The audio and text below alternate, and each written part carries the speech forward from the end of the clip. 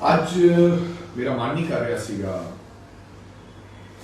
कि लाइव होवा, लेकिन एक बहुत ही मैं समझदा है कि उच्च संस्था साड़ी जिन्हां दा असीं सत्कार कर रहे हो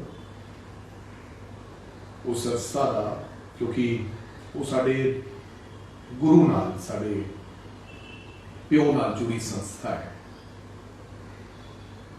अकाल तख्त साहब दे जथेदार साहब ज्ञानी हरप्रीत सिंह जी, मैं उन्होंने भी बहुत सत्कार कर रहा हूं। उन्होंने मेरे आनंद कार्ज भी उन्होंने कराए हैं और मैं हमेशा सरकार के अदब के नाल उन्होंने बहुत प्यार दिता, पर अज उन्होंने एक अचनचेत मैं उन्होंने तो उम्मीद नहीं करता सी, बिल्कुल उम्मीद नहीं सी। उन्होंने अचनचेत एक ऐसा बड़ा बयान ते चिंता जाहिर की है। उन्होंने कहा कि अकाली दल का खत्म होना सिखां लई खतरनाक है। उन्होंने कहा कि मैंने बहुत सारिया ईमेल आईया, बहुत सारे फोन आए। मैं जथेदार साहब तुसी एडी वड्डी उच्ची कुर्सी ते बैठे कि वो ईमेल्स जो फोन आए तुसी जनतक कर सकते हो, ताजो सानू पता लग जाए कि दुनिया च रहिंदे सिख केड़ा सिख है जो अकाली दल दे खत्म होने दे नाल अपने आप को खतरा महसूस कर रहे हैं या पंथ को खतरा महसूस कर रहे हैं। कोई ऐसा सिख, बेशक मेरे दाढ़ी केस नहीं है जथेदार साहब, मैं गुरु दे बाणे च नहीं हूं, लेकिन तुसी सिख किहनूं कहते हो? ठीक क्या तुसी 14 दिसंबर 1920 जो अकाली दल किस वास्ते बनया सी जथेदार साहब? अकाली दल लोगों की सेवा करने वास्ते बनया सी। तुसी उस अकाली दल की गल कर रहे हो कि अकाली दल बादल की गल कर रहे, परिवार की गल कर रहे, राजनीतिक पार्टी की गल कर रहे। मैनू जो महसूस होया, थोड़ी मैं वीडियो सुनी, मैनू ये लग्या कि तुसी राजनीति की गल कर रहे हो। किहड़े गुरु ने कहा है? किदों क्या अकाल तख्त कि तुसी राजनीति करो? क्या सी तुसी सेवा करो, चैरिटेबल ट्रस्ट बनाओ, कॉलेजेस बनाओ, हॉस्पिटल बनाओ। कितने बनाए तुसी? की काम किते तुसी लोगों के प्रति? तुसी जेड़े अलग अलग अज होर संस्थावां खुल गई थोड़ी बदौलत है। मैं तो तुहानूं बहुत चंगा बंदा समझ, लेकिन की कहता तुसी तुहानूं माफी मंगनी चाहिए अपने बयान की। तुहानूं तो कोई सम्मन भी नहीं कर सकता जिवें तुसी सानूं सम्मन कर लेने हो अकाल तख्त साहिब ते। हुण तुहानूं कौन सम्मन करेगा? मेरी तुहानूं बेनती है कि तुसी गुरु महाराज दे जाके अरदास करके इस गल दी समूह सिखां तो माफी मंगनी चाहिए तुहानूं कि मेरे तो गलत मेरे मुंह चों ये गल निकली। अकाली दल बनाओ, लेकिन राजनीतिक पार्टी नहीं। यही तो हो रहा है कि हुण तुहानूं बादल वाले ने कहता कि हुण सब कुछ खिलर गया, हुण ज्ञानी जी नूं वरतनी ते हमेशा ही तुहानूं वरते। मैनूं लगदा सी कि तुसीं नहीं वरते जाओगे। की ताकत है कि सुखबीर सिंह बादल हमेशा अकाल तख्त दा जथेदार रहे? जो जी करे उदों लौंगोवाल, टौड़ा साहिब, बीबी जगीर कौर, मक्कड़ साहिब जो मर्जी कठपुतली की तरह नचावे ते फिर जो मर्जी उतार दे। कदे ज्ञानी गुरबचन सिंह, कदे ज्ञानी हरप्रीत सिंह। तुसी बहुत बड़ी उच्ची संस्था ते बैठे हो, थोड़ा रुतबा बहुत उच्चा है। एक ही गल कहती तुसी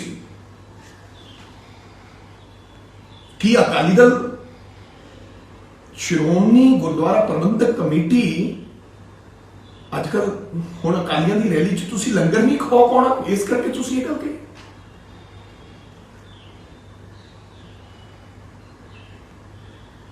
कितनी मदद की तुसी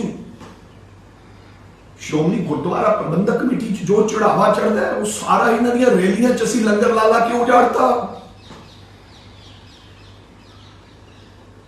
किसानों नूं लाख रुपए का चैक दिता जिन्हां दा शहीद हो गए, लेकिन तुसी इन्हां दे जथेदारां तो दुआए तुसी क्यों नहीं आए थे?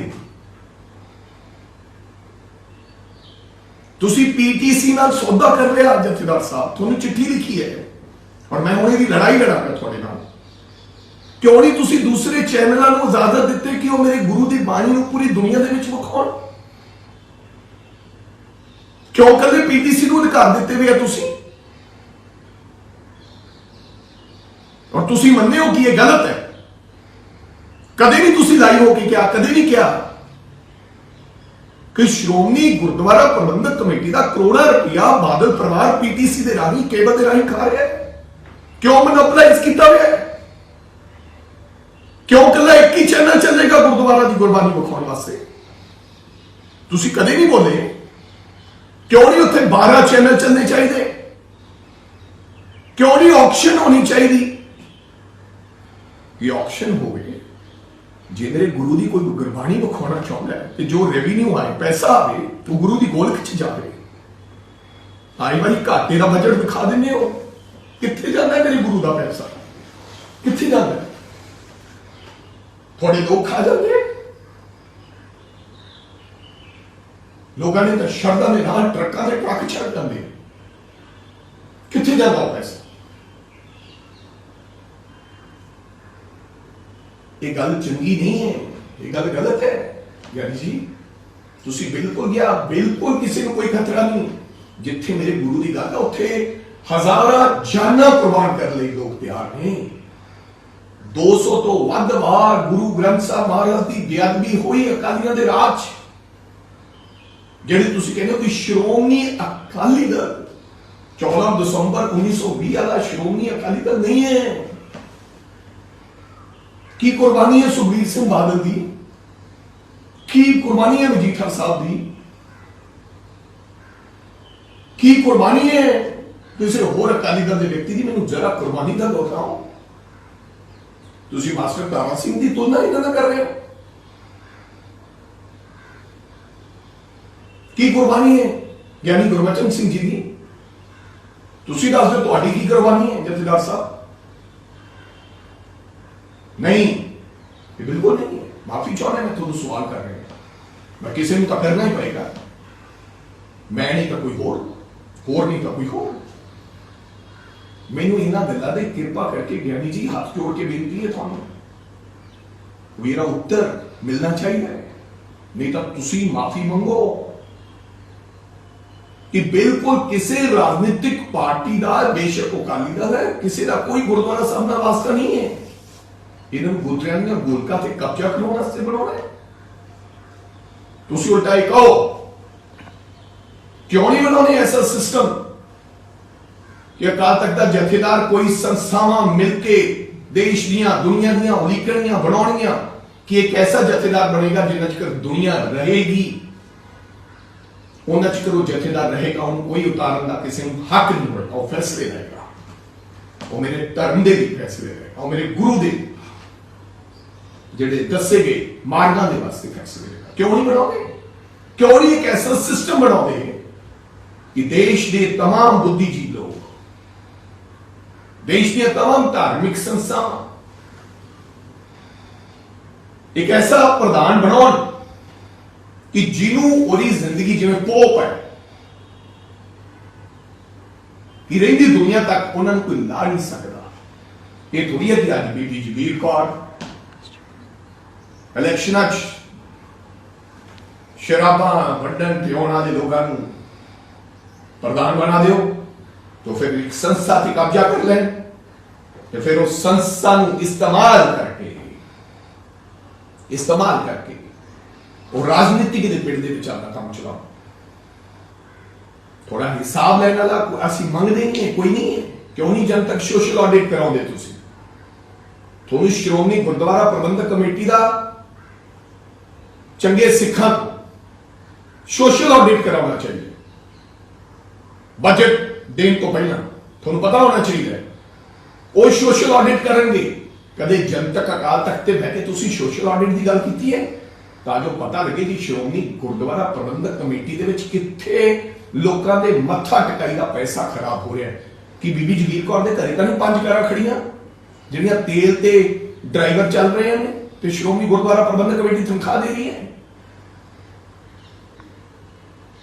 ਕਿ ਉਹ ਤੁਹਾਡੇ ਘਰੇ ਤਾਂ ਨਹੀਂ ਖੜੀਆਂ? ਕਿੰਨੀਆਂ ਕਾਰਾਂ ਖੜੀਆਂ? ਸੇਵਾ ਵਾਸਤੇ ਆਉਣਾ ਹੈ। ਜੇ ਤਾਂ ਸੇਵਾ ਵਾਸਤੇ ਆਉਣਾ ਹੈ ਤਾਂ ਫਿਰ ਇਹ ਕੁਝ ਨਹੀਂ ਹੋਣਾ ਚਾਹੀਦਾ।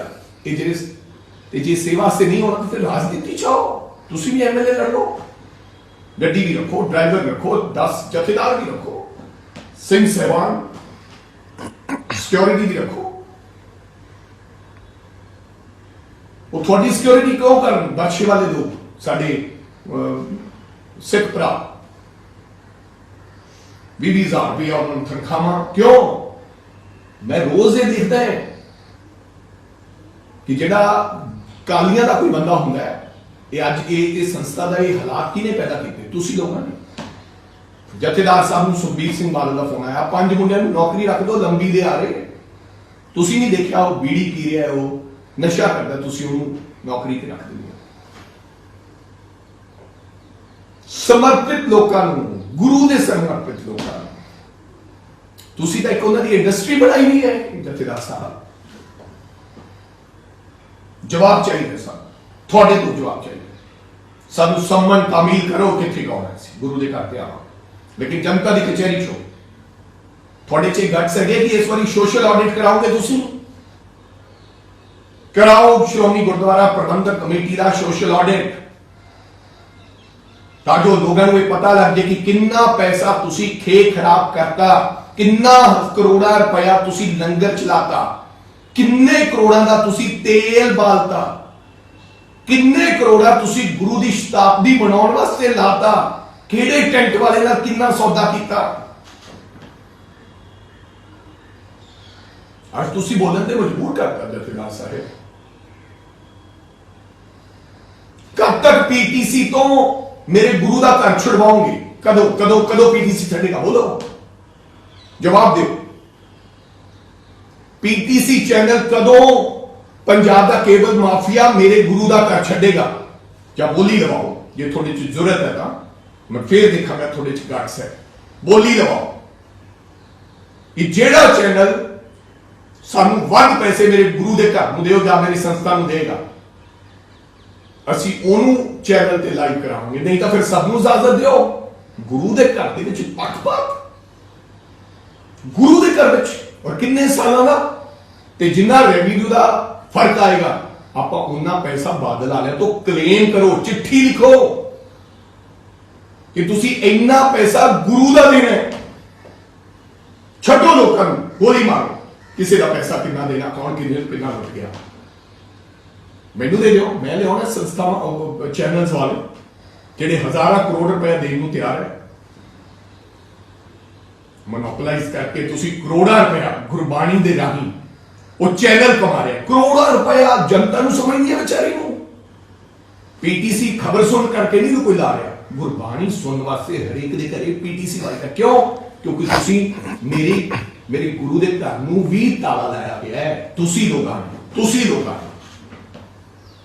ਸੋ ਮੇਰੀ ਬੇਨਤੀ ਹੈ, ਕਿਸੇ ਨੂੰ ਖਤਰਾ ਨਹੀਂ ਹੈ ਔਰ ਇਹ ਜ਼ਰੂਰੀ ਹੈ।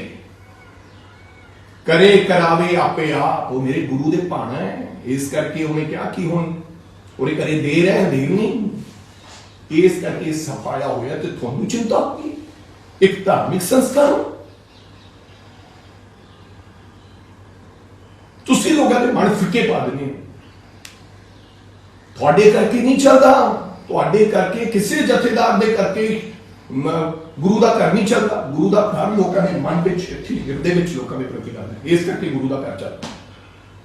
ਸੋ ਮੇਰੀ ਤੁਹਾਨੂੰ ਬੇਨਤੀ ਹੈ ਜਥੇਦਾਰ ਸਾਹਿਬ, ਮਾਫੀ ਚਾਹੁੰਦਾ ਤੁਹਾਡੇ ਤੋਂ, ਹੱਥ ਜੋੜ ਕੇ ਬੇਨਤੀ ਹੈ, ਪਲੀਜ਼ ਆਪਦੇ ਬਿਆਨ ਤੇ ਤੁਸੀਂ ਮਾਫੀ ਮੰਗੋ। ਮੇਰੀ ਇਹ ਬੇਨਤੀ ਹੈ, ਨਹੀਂ ਤਾਂ ਮੈਨੂੰ ਤੁਹਾਡੇ ਦਰ ਤੇ ਆ ਕੇ ਬੈਠਣਾ ਪਊਗਾ,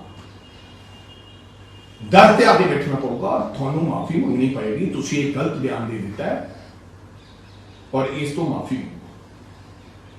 ਬਿਲਕੁਲ ਤੁਹਾਨੂੰ ਨਹੀਂ ਤਾਂ ਉਸ ਗੱਦੀ ਤੇ ਰਹਿਣ ਦਾ ਕੋਈ ਹੱਕ ਨਹੀਂ, ਉਸ ਉੱਚ ਸਥਾਨ ਤੇ ਬੈਠਣ ਦਾ ਤੁਹਾਨੂੰ ਕੋਈ ਅਧਿਕਾਰ ਨਹੀਂ ਹੈ। ਤੁਸੀਂ ਕਿਸੇ ਇੱਕ ਦਾ ਅਗਰ ਇਸ ਤਰ੍ਹਾਂ ਗੱਲ ਕਰੋਗੇ, ਇਹ ਸਭ ਦਾ ਸਾਂਝਾ ਹੈ। ਮੇਰੇ ਗੁਰੂ ਨੇ ਕੀ ਕਿਹਾ ਸੀ? ਮੇਰੇ ਗੁਰੂ ਗੋਬਿੰਦ ਸਿੰਘ ਜੀ ਮਹਾਰਾਜ ਨੇ, ਕਲਗੀਧਰ ਪਾਤਸ਼ਾਹ ਨੇ, ਮੈਨੂੰ ਤਾਂ ਪਤਾ ਨਹੀਂ ਹੈ, ਮੈਂ ਕਿਹਾ ਸਭ ਇੱਕ ਹੈ। ਤੇ ਜਾਤ ਪਾਤ ਦੀ ਕਦੇ ਗੱਲ ਹੀ ਨਹੀਂ ਕੀਤੀ। ਕੌਣ ਖਤਰੇ 'ਚ ਹੈ? ਪਹਿਲਾਂ ਬਾਦਲ ਵਾਲੇ ਗੱਲ ਕਹਿੰਦੇ ਹੁੰਦੇ ਸੀ ਪੰਥ ਖਤਰੇ 'ਚ ਹੈ, ਹੁਣ ਤੁਸੀਂ ਕਹਿਣ ਲੱਗ ਪਏ। ਵਾਹ ਜਥੇਦਾਰ ਸਾਹਿਬ, ਗਿਆਨੀ ਜੀ ਮੇਰੀ ਬੇਨਤੀ ਹੈ, ਕਿਰਪਾ ਕਰਕੇ ਹੱਥ ਜੋੜ ਕੇ ਮਾਫੀ ਮੰਗੋ ਜਨਤਾ, ਤੇ ਨਹੀਂ